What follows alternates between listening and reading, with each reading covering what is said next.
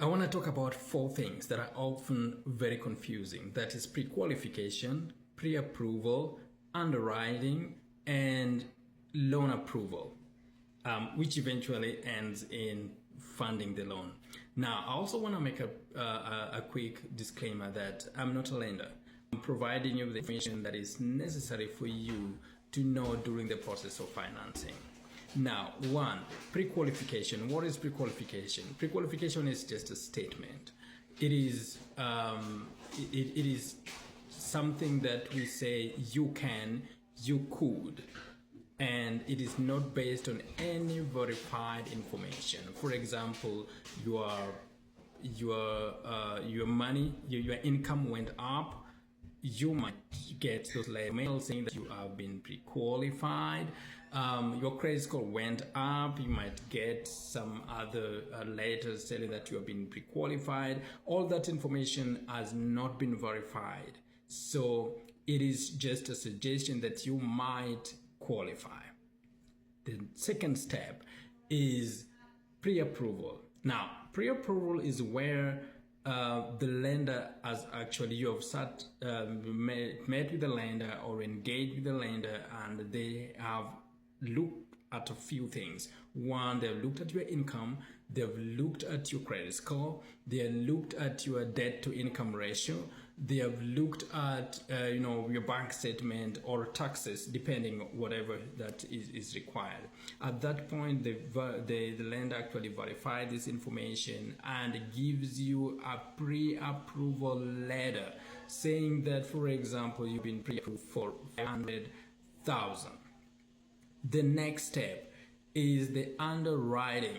Now, we have that if you are buying a house takes from anywhere between 30 days to 45 or sometimes 90 days, depending on the complexity of the matter.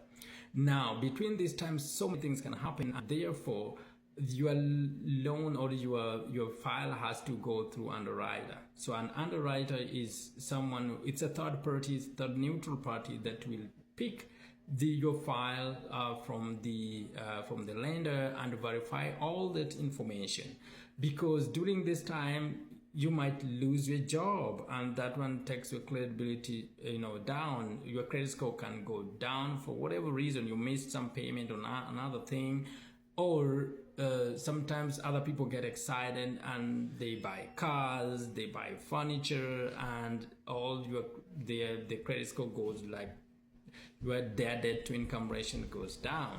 So this information is verified by the lender, by the underwriter.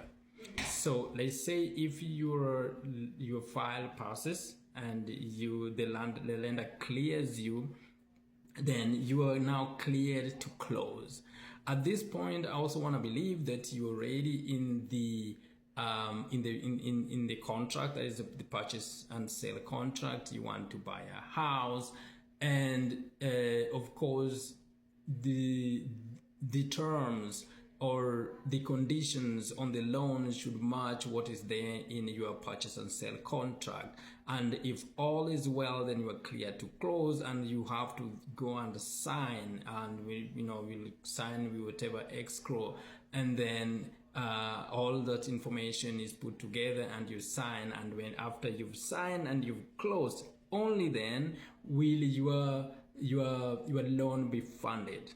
And you as a buyer, you will get your keys after that, and then the seller actually is funded and gets their money.